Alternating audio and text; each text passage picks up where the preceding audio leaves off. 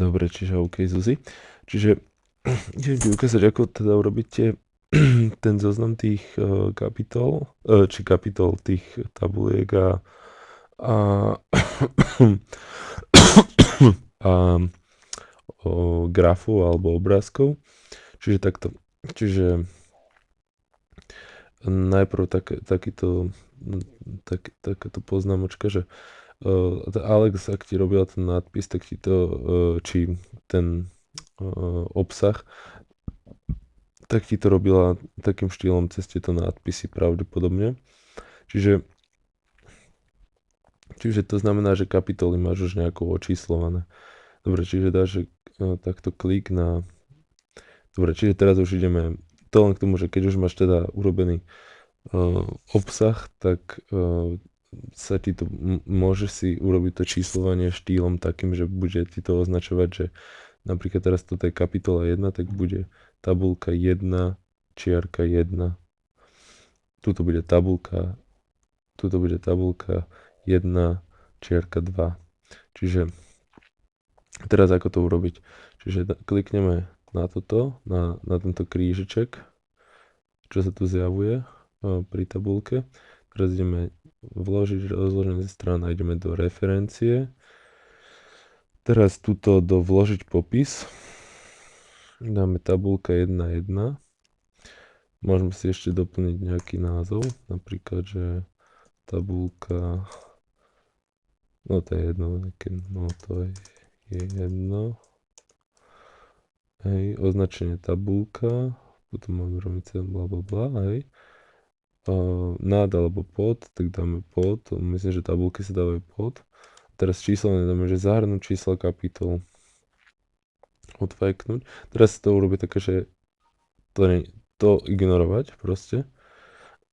Lebo on tam píše, že nemá viacstupňové číslovanie, lenže ja som žiadne nenastavil, čiže keď bude, tak bude, že mal by to proste fungovať.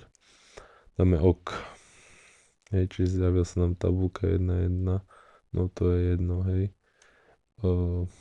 Ja neviem, keď chceme inú farbu, tak dáme čiernu napríklad.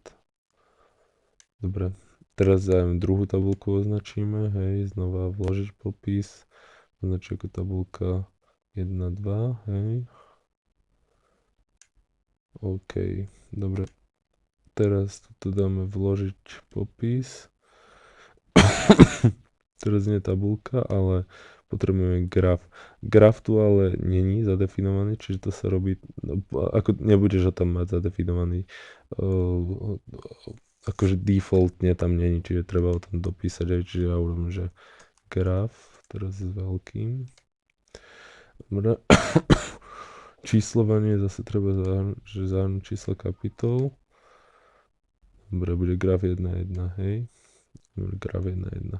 Teraz toto vymáš. No, to som tu už mal nastavené. Dobre.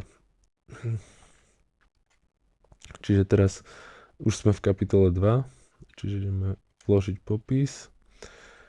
Zase číslovanie je to tu, akurát teraz zmeníme nie graf, ale tabulku. Hej. Tabulka 2.1, hej. Už sme v druhej kapitole, čiže 2.1 označila. Dobre, teraz sme v tretej kapitole, zase vložiť popis. Tu sa nezlakni, tu či to bude stále písať tabulka 1.1. Hej. No a už je tabulka 3.1. To posledné neoznačím, za chvíľu sa dostanem k tomu prečo. Čiže